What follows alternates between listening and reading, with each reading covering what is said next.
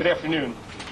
I'm honored to join with Associate Attorney General Tony West, Assistant Attorney General for the Criminal Division of the Justice Department Lanny Breuer, Director Robert Khuzami of the Security and Exchange Commission's Division of Enforcement, John Beretta, head of the Deepwater Horizon Task Force, and many of the task force's members in announcing really the latest step forwards in our ongoing efforts to achieve justice for those whose lives and whose livelihoods were impacted by the largest environmental disaster in the history of the United States, and to hold accountable those who bore responsibility for this tragedy. Today in the United States District Court here in the Eastern District of Louisiana in New Orleans, the department filed a 14-count information charging BP with 11 counts of felony manslaughter, 1 count of felony obstruction of justice, and violations of the Clean Water and Migratory Bird Treaty Acts in connection with the Deepwater Horizon oil spill that began in April of 2010. BP has agreed to plead guilty to all 14 criminal charges, including responsibility for the deaths of 11 people and the events that led to an unprecedented environmental catastrophe.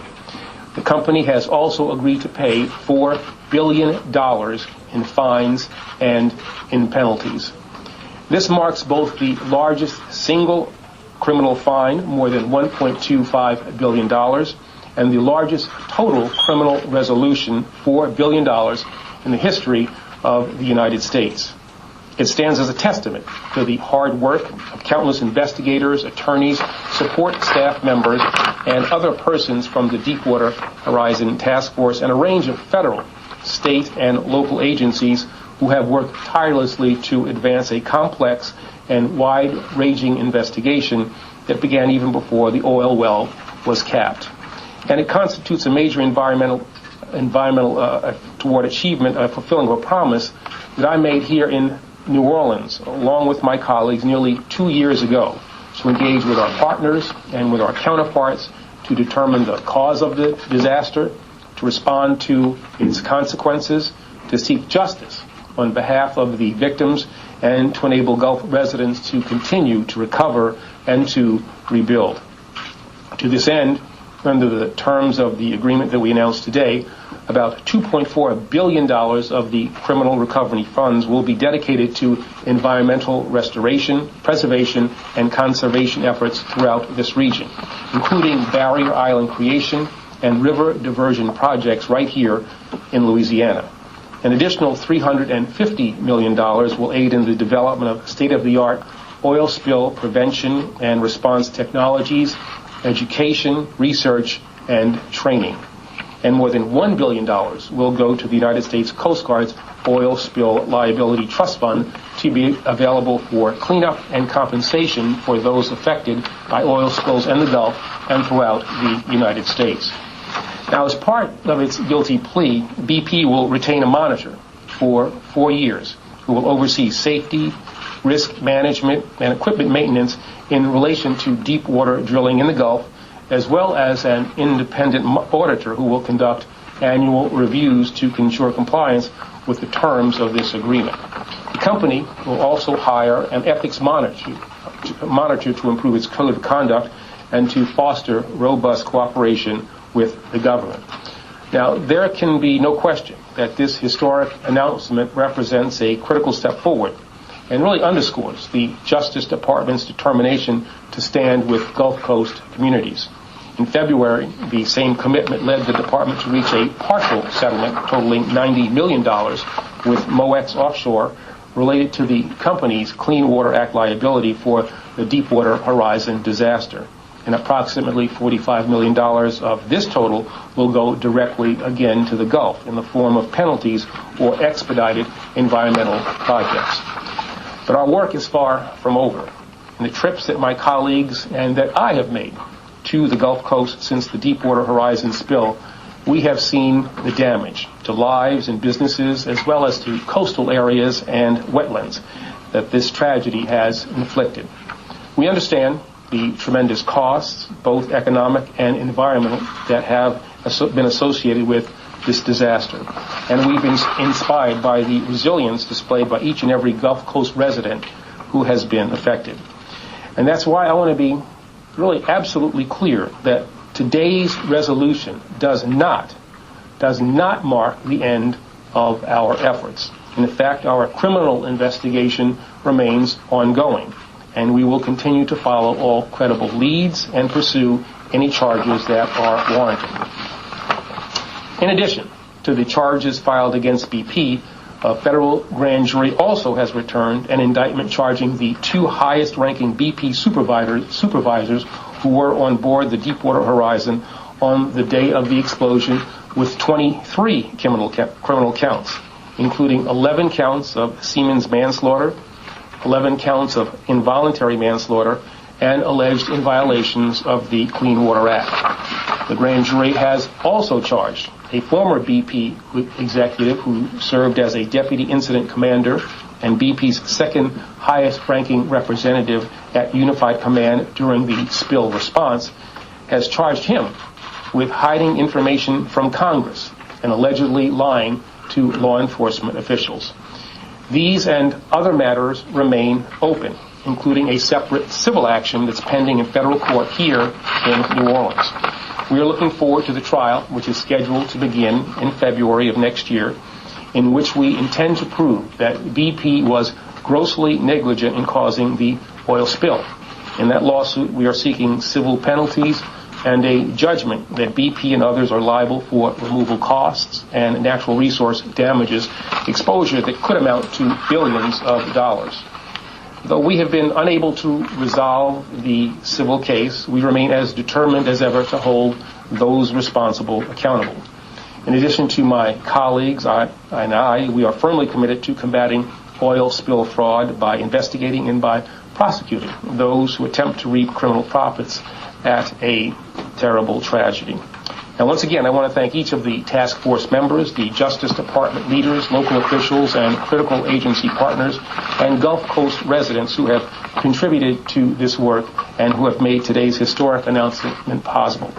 Now, I'd like to turn things over to another key leader, the Assistant Attorney General for the Criminal Division, Lanny Breuer, who will provide additional details about today's action. Lanny? Thank you, Mr. Attorney General. In April of 2010, the nation witnessed an unimaginable tragedy when the Deepwater Horizon oil rig exploded in the Gulf of Mexico.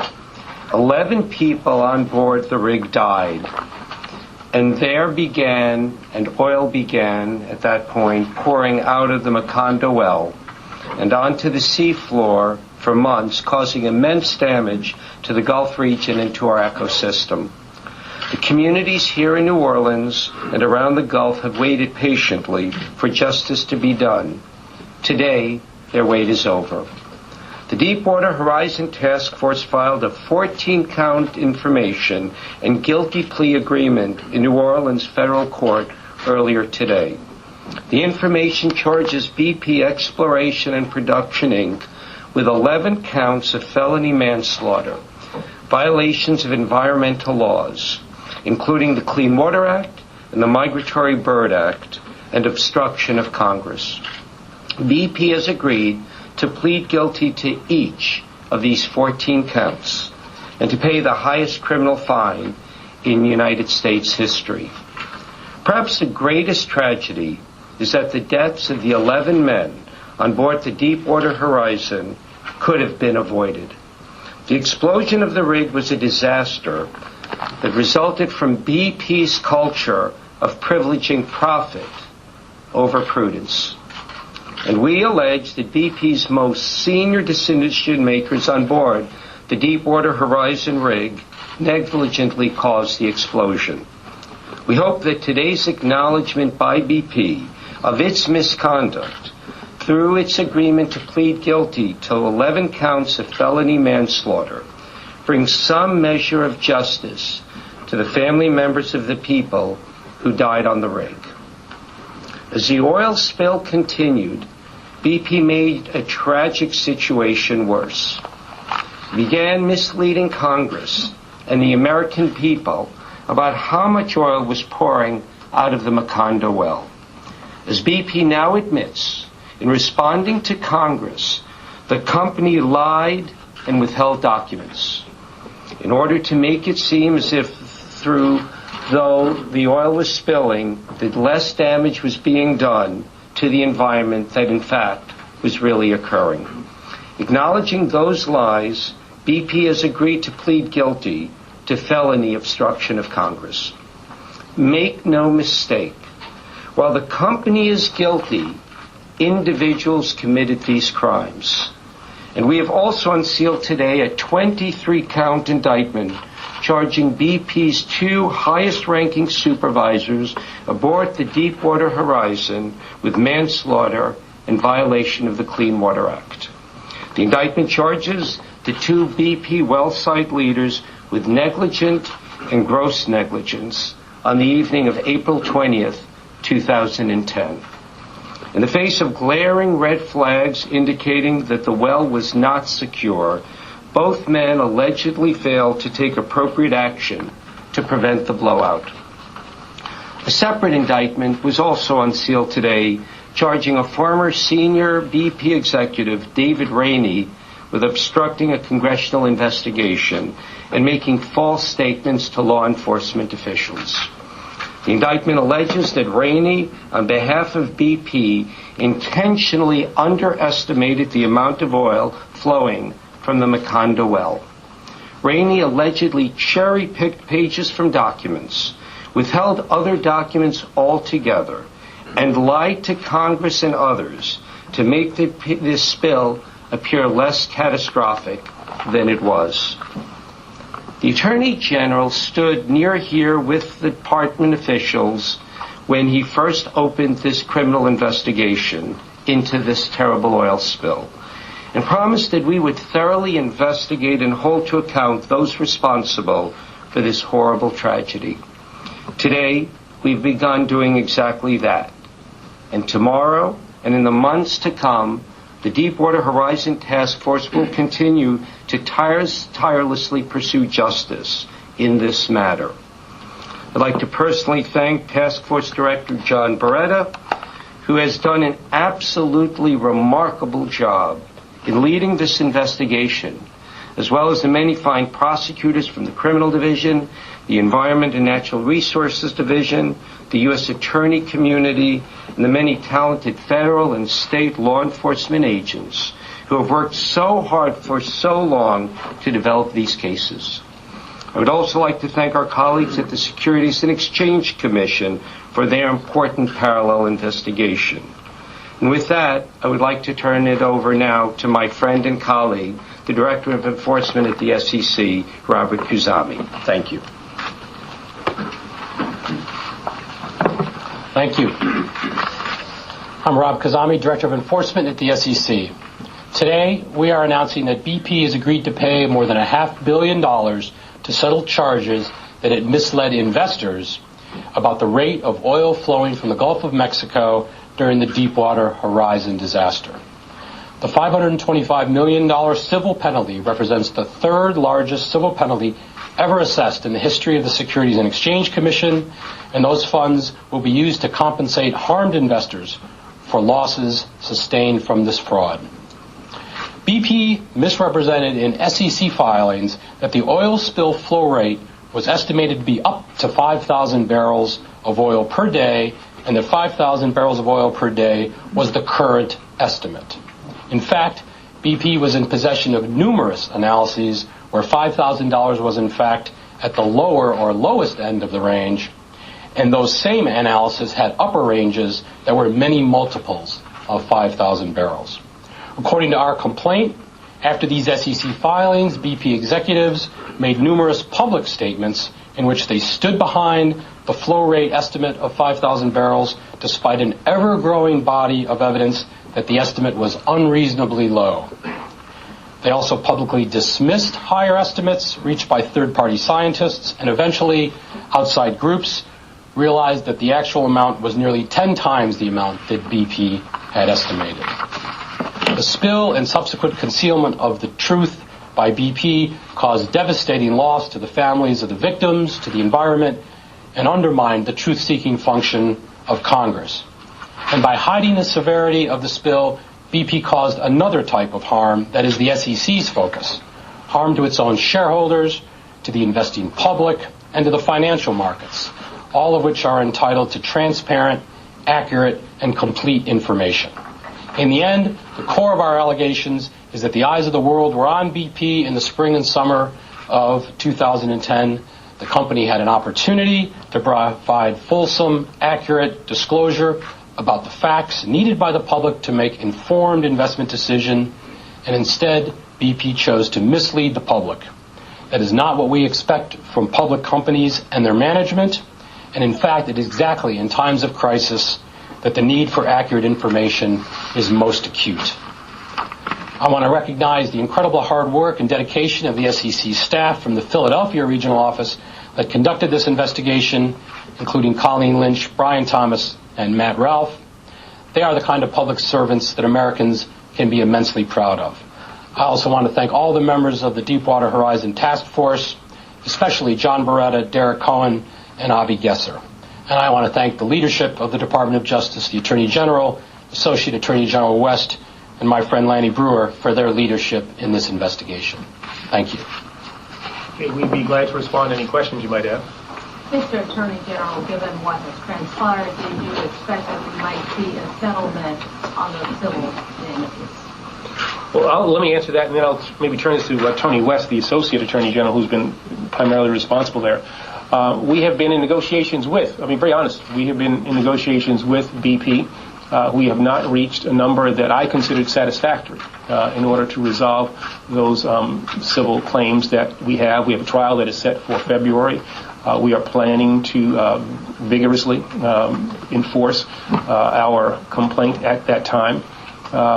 There is the possibility, I suppose, that further negotiations could result in a resolution. But I don't know, Tony, if there's anything you want to say. No, I think the only thing I would add is just that, as the Attorney General has said repeatedly, BP is exposed to billions of dollars for the harm that they have caused to the Gulf Coast and the region. And we are prepared to take that case to trial and vigorously continue to pursue our civil case. What's the difference between per barrel spill with the gross negligence or negligence standard? What's that? The difference in the penalty per barrel spill when you go with a negligent standard or a gross negligence standard? Well, on the civil side, which is only where the gross negligence distinction is applicable, you have $1,100 per barrel penalty, statutory penalties for negligence. That gets up to $4,400 per barrel for gross negligence. And the difference there, of course, the standard in the law is the difference between violating a duty of care versus wanton and reckless conduct. Mr. Attorney General, what does this settlement mean? What does this settlement mean for the families of those that died, the 11 men, and for all those that have been impacted by this oil spill? I would hope that those lives are irreplaceable, and there's nothing that we can do to bring those loved ones back.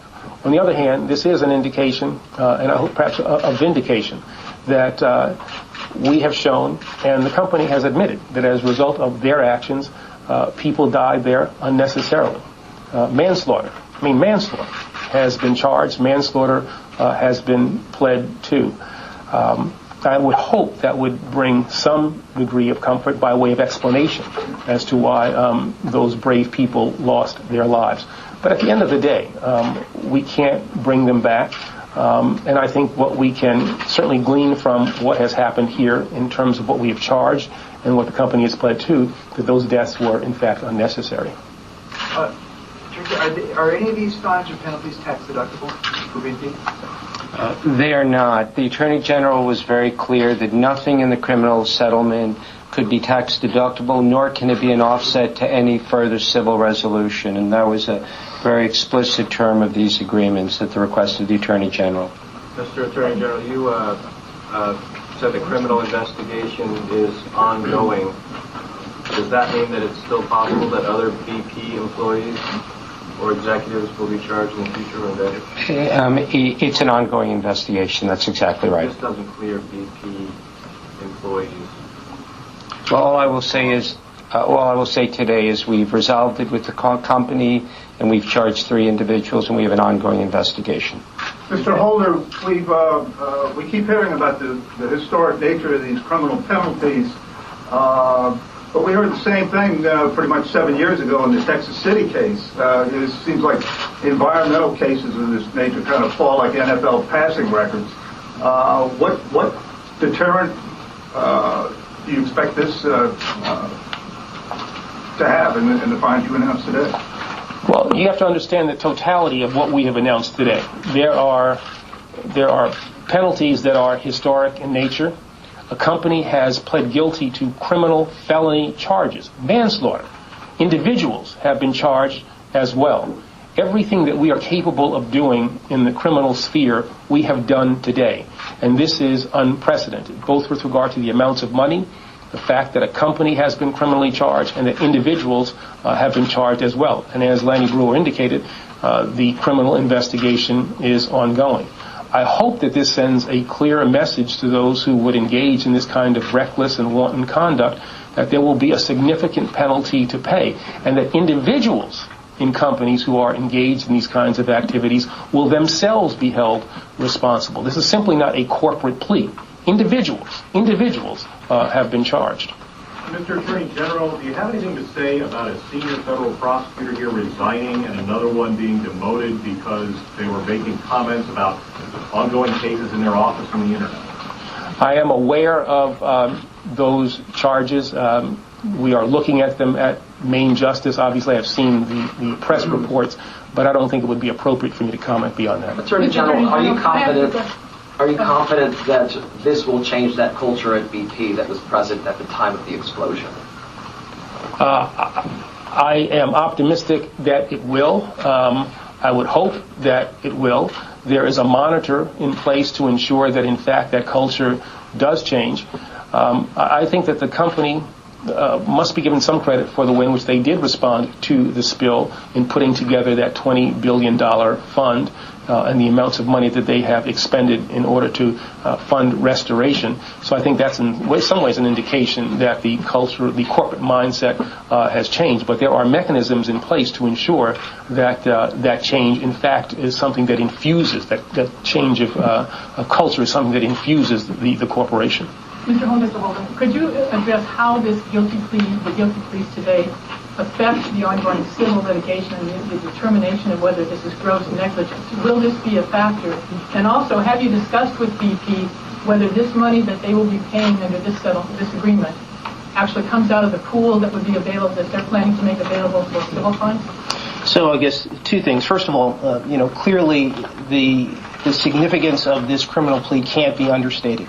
And it will have, I think, an impact on the ongoing civil case that we're vigorously pursuing. We have in our complaint alleged gross negligence on the part of BP, and we feel strongly that we'll be able to prove that case when it's up for trial in February. In terms of the impact on any potential civil recovery, that in part is a determination that a court will make, but I think something that the Assistant Attorney General Lanny Breuer said earlier is very, very significant, and that is that no part of the $4 billion that BP has agreed to pay today will be used to offset any future civil recoveries that will go to restoration of the Gulf Coast. What can you say about Halliburton and Transocean's role in the accident at this point, both civil and criminal? Those investigations are ongoing, so we just aren't going to speak about that. Can you give us a state-by-state breakdown of how much money goes to each Gulf state, particularly Alabama in this case? So there's a chart here which kind of illustrates a lot of this. I think the first point, and the Attorney General made this point, that one reason this is such a historic result is the vast majority of this recovery is going back to the Gulf Coast states. Now, as you all know, the Restore Act does not govern criminal penalties, so it doesn't govern how penalties are apportioned in this case. But we did look to the Restore Act as a rough guide to apportion what each state would receive under this criminal resolution. And so roughly the amount of money is, I'd say, roughly apportioned equally amongst Louisiana and the other states. You have an additional amount, significant additional amount of funds which will be devoted to restoration, barrier island creation, and Mississippi River diversion, which you'll find in the Louisiana Master Plan. Yeah, and I would say that the way in which this money has been apportioned is not the way in which we typically apportion money at the end of a case like this. We have tried to be sensitive to that which Congress has expressed in the passage of the Restore Act. I spoke earlier today to Senator Landrieu. I also spoke to Congressman Bonner and Senator Nelson as well to tell them about what we have done with regard to the distribution of the monies in connection with this settlement today. If we could have three answers to the same question, because the Attorney General and the Associate wanted it so much. You should really focus on, it is the largest criminal resolution ever, and it's historic that virtually all of the money will go to the benefit of the Gulf states. That is very unusual for a criminal resolution. It's both a criminal fine and it's punitive, so it's not like a civil resolution, but nonetheless it's going to the different states, particularly to Louisiana. We have time for one more. I want to ask you about how do we get here? We talked about the fines and the penalties, but in terms of the federal government, what are you doing internally to improve oversight so that this doesn't happen again, improving the amount of inspections, and also the oversight of the funds that will be distributed? How is that going to be monitored? So one of the really important features of this resolution is about $350 million will be given to the National Academy of Sciences in an endowment. And the purpose of that is to improve our oil spill response, improve drilling safety measures. I think if there's anything that we've learned from this great tragedy is that we can improve the way we respond to oil spills. We can improve drilling safety in the Gulf and throughout the country. And $350 million of this resolution goes just to that. I have one more question, Mr. Secretary. Can you address how the decision was made by the Justice Department to how and when it was made to inform President Obama of the investigation of the CIA director? Well, I will say that with regard to that issue, what we did was conduct the investigation in the way that we normally conduct criminal investigations. We do so in a way that so they can be seen as being done in an impartial way. We follow the facts. We do not share outside the Justice Department, outside the FBI, the facts of ongoing investigations. We made the determination as we were going through the matter that there was not a threat to national security. Had we made the determination that a threat to national security existed, we would, of course, have made that known to the President and also to the appropriate members on the Hill. But as we went through the investigation, looked at the facts, and tried to examine them as they developed, we felt very secure in the knowledge that a national security threat did not exist that warranted the sharing of that information with the White House or with the Hill. But when we got to a point in the investigation, it was very late in the investigation after a very critical interview occurred on the Friday before we made that disclosure. When we got to that point where we thought it was appropriate to share the information, we did so. Thank you.